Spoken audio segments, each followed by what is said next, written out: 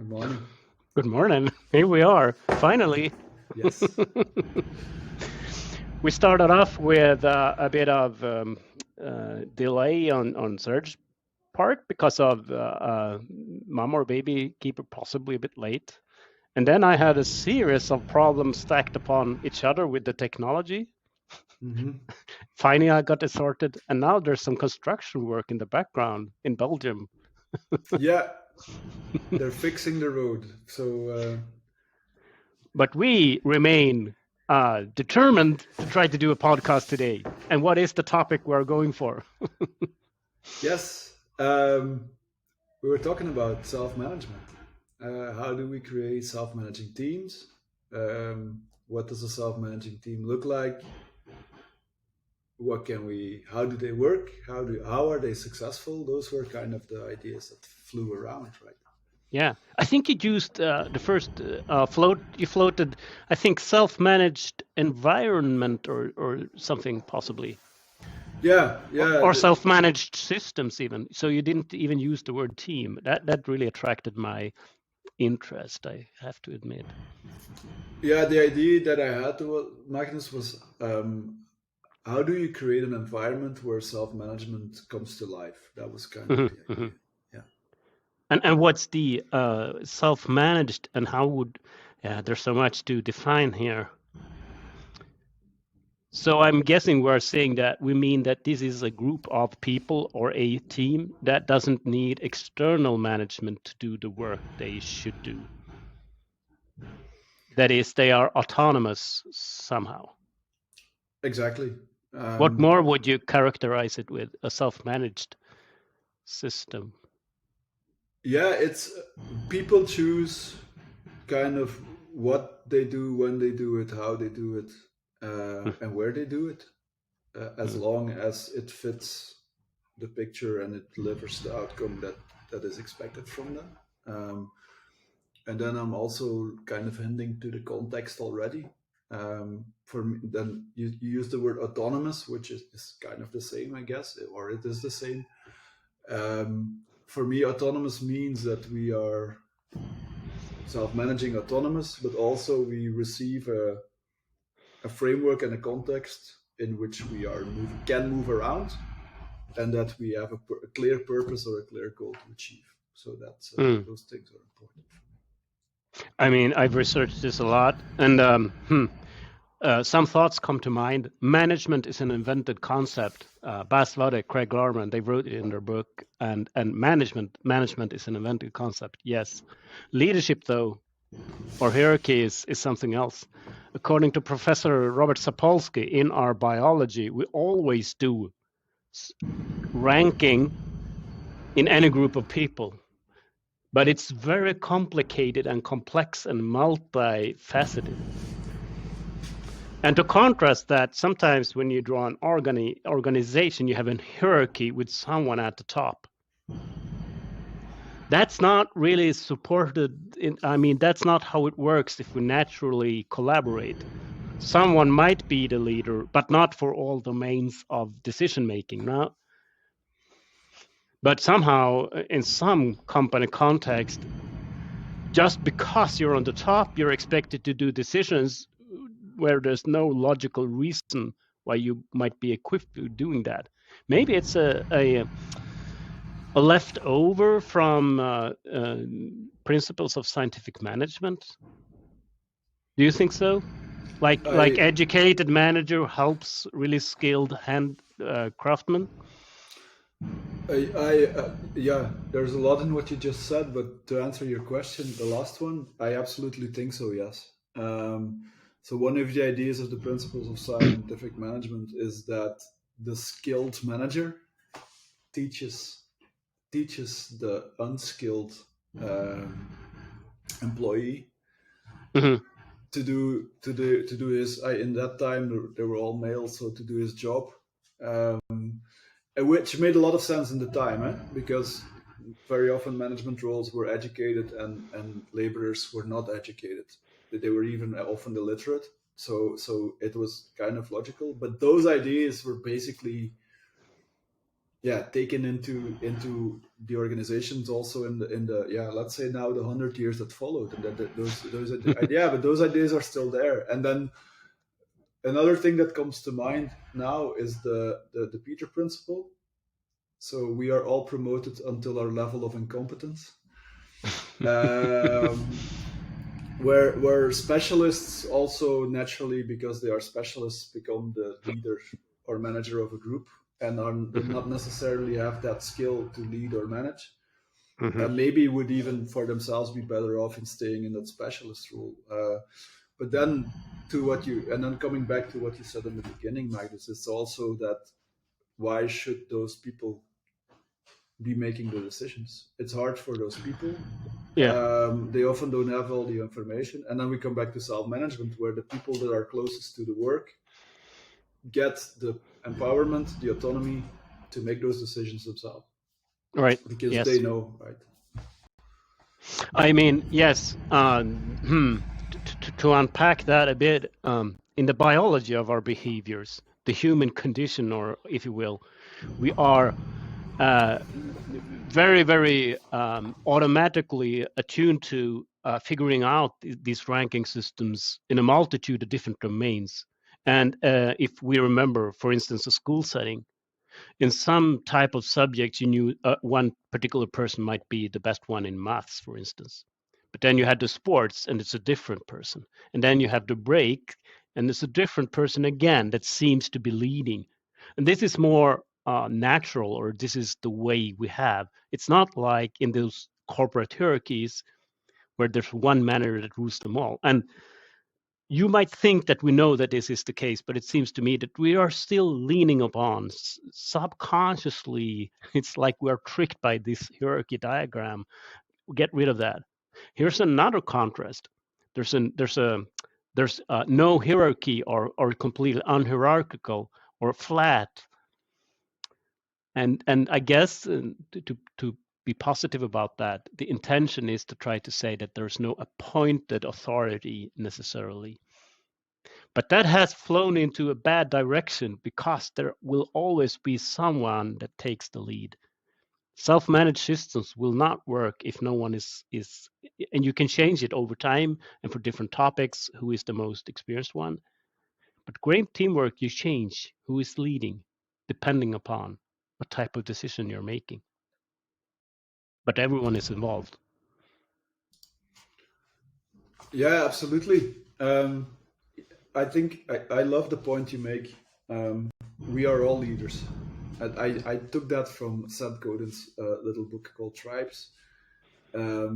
We are all leaders, or all possible leaders. The only thing is that we need to stand up and create followers. And if I link that to the skills-based kind of context you just gave, this is exactly what it is. Depending on the circumstances, depending on the work, depending on the decisions to be made, the leaders, let's call it competence leaders or skill leaders, need to stand up in kind of a way. Now, on the other hand, I also completely agree with you. We need people to create a direction, to create a vision, to give this, to kind of start with that goal strategy thing. And that can also be an evolving thing, but at a certain point, I think there you might want some stability in saying this is where we go. I like the visionary. Let's use Steve Jobs at Apple to say this is what we want to do with the company. This is what we're going to, or with the organization or with the team. This is the direction. This is what we want to achieve. Set the boundaries, and then let the leadership emerge, if you like. And then the last thing I want to link to this is I looked a lot into Sociocracy 3.0, or S3 in short, where this is kind of facilitated by the work forms that are in there. We create temporary circles where leaders are chosen. They are chosen. They are proposed and chosen, but they are always temporary. We give people a temporary role, and after X time, we evaluate the role and we choose a new leader or not, or let that person continue to be the leader. All based, and that's a nice thing as well, on a specific driver, which says this is the situation today, this is the new situation that we want to achieve. and who is the best person to lead us in that driver. And for me, that now that all comes together, like the needed direction that we need, sometimes temporary leadership, and then let the system manage itself, kind of. Yeah, okay. So are you saying that a self-managed group of people needs some kind of protocol to like boot themselves up? They need a mechanism where there's a fair selection of everyone knows how we do when we reach decisions. If we need to have an appointed person to be the final decision maker, then we do. And if we want to change it, we also know how to do it. We have a set of protocols how to what's the rules of the game. Well, good question. I don't see this as really black or white. I wouldn't say definitely yes or definitely no. Sometimes. I don't really believe that we always need the one leader who takes the decision. No. Also, from Sociocracy 3.0, we have the principle of consent decision making. There are also really interesting thoughts in Deep Democracy, for example, and I think they link really well together. But consent decision making, for example, is a super powerful tool or a protocol, if you like, to have in your backpack. So do we need those tools? Do we need those protocols? They are helpful, but getting the right people together, they will figure out, I guess over time, they'll figure out the protocols themselves. And if not, well, we are coaches, we can bring them some protocols. So are they helpful? Absolutely. But sometimes I think they emerge by themselves. Yeah. I mean, it's in the human systems. Actually, we can collaborate. Sometimes we humans just get together and we do stuff. Like in COVID times, suddenly there's a group of volunteers fixing whatever, like lunch boxes for healthcare workers or whatever, and it's just a movement on Facebook or whatever. But that begs the question, why is it that we sometimes collaborate so poorly in a corporate setting, right? It's like there's something in the system that disrupts it. And we need to get back to that idea that we can lead and we can collaborate. On the other hand, there's also this situation where it becomes chaotic. We are one anti-factor for a self-managing system is that there are very many conflicting goals and priorities, which are hard to resolve within the group, right? This thing is most important. No, my thing is most important too right now. There's the inventor of the product owner or product manager. It might not be enough. Someone needs to help facilitate the establishment in order to boot the self-managed system up. It is, after all, the corporate setting where I choose to join a group of people. We have reduced that to some kind of I want to be employed, so I get a salary and there's a contract. But what we're actually doing is saying I want to work with you people, and you people say we want to work with you for good reason. And that's not that clear today, is it? You and me, we chose to do a small self-managed collaboration here, right? There's something in there that's interesting to me, and it's not entirely clear. What seems to be clear is that there probably needs to be some boundaries and alignment for a self-managed system, but we really do need self-managed system because these people know the problems and the opportunities the best. And the speed of change really require us to have very adaptive, nimble, self-managed system, fluently working together and improving and collaborating with other teams. But it seems to be really hard to get that going. But it's still possible, is it? I think so. Yes. Well, everything's possible, or almost anything is possible, I guess. If you want to do it, then you'll find a way to do it. But I think in organizations, maybe also we hit the boundaries of the structure that are or that were, and those might prevent us to being. agile with a small a, right? Being able to adapt quickly to changing circumstances, because I guess for me that's what it's about. And a self-managing organization and self-managing people and self-managing teams are also able to self-select new groups or new circles within that organization that are depending on the needs. Okay. And there are fantastic examples about it. There's a gaming organization called Valve, Yeah. who are extremely successful. They work like that. It's in there. They have a fantastic handbook. If you Google it, you'll find a PDF somewhere about it. They just say, we're not going to tell you what to do. Ask a colleague. Go walk around and find something that interests you and work on that. And if it doesn't interest you anymore, find something else. Mm-hmm. And they've been doing that for quite some years already, and they are still hugely successful. But on top, they have a direction. They have a vision, and I don't know it by heart, but I guess that they want to be this gaming platform kind of organization that creates really great experiences for people in the context of gaming. So I guess that happens. So yes, we need a basic structure. We need that context. We need somebody. We need leadership to create and give us the direction. We need decision makers, but those decision makers can be temporary or not. They can be chosen. There can be consent chosen or not. I love the way how you said that, Magnus, that we choose to step into that organizational environment with its boundaries and with its context as well.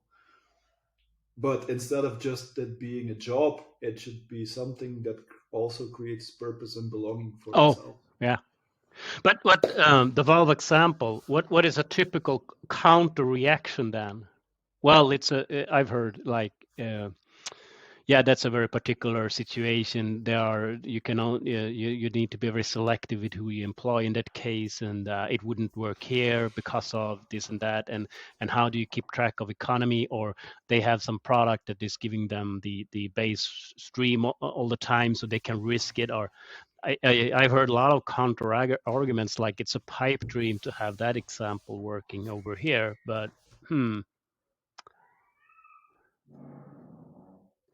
stay curious. If you're viewing this and don't agree, is it possible to create self-managed system, or is it even a good idea?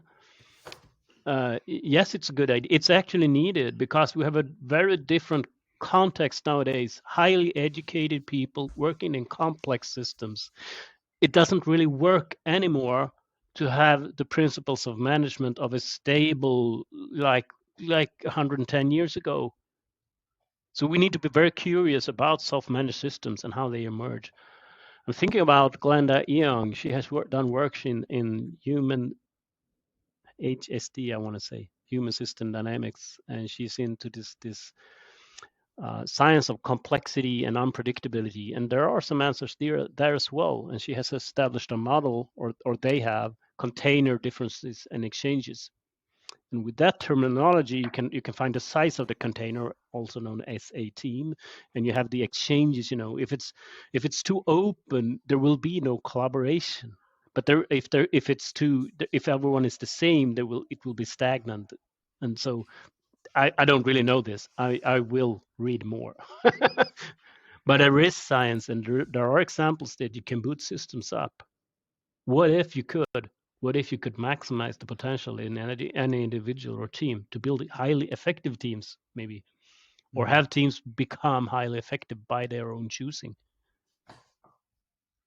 Like you and me, we're so highly motivated to do this podcast that despite different obstacles or it's not perfect, we don't care. We do it anyway because we're passionate. Now, the only thing we needed to do also is to monetize probably. Then we could live off this. We don't want to go down that route, but just as a pattern, of course we can collaborate and do stuff, but we have just forgotten it.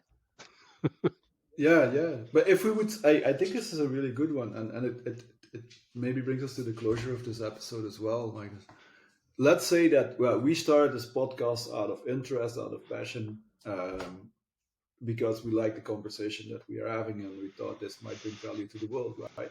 But what if we said one of the goals that we set ourselves a goal to monetize this?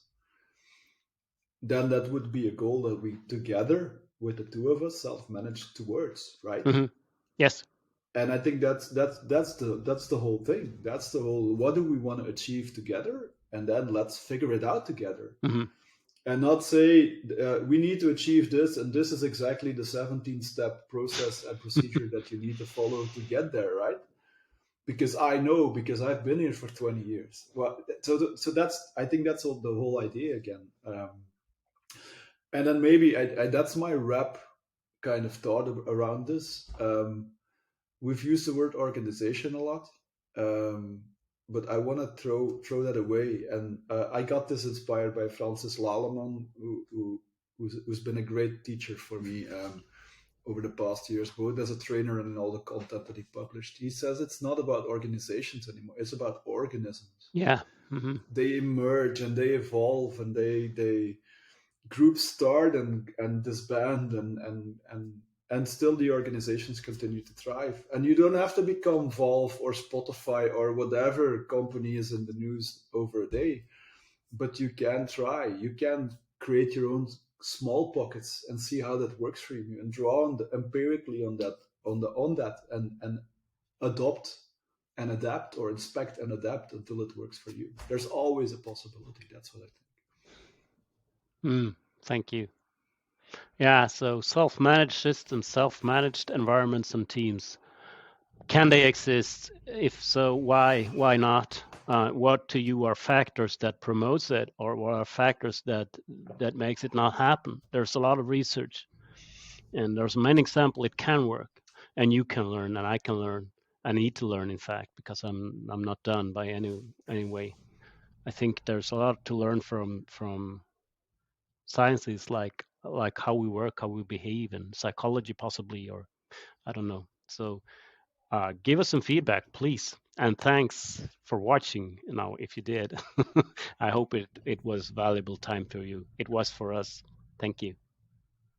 Yeah. Have a nice day, everyone. Have a nice one. Bye bye.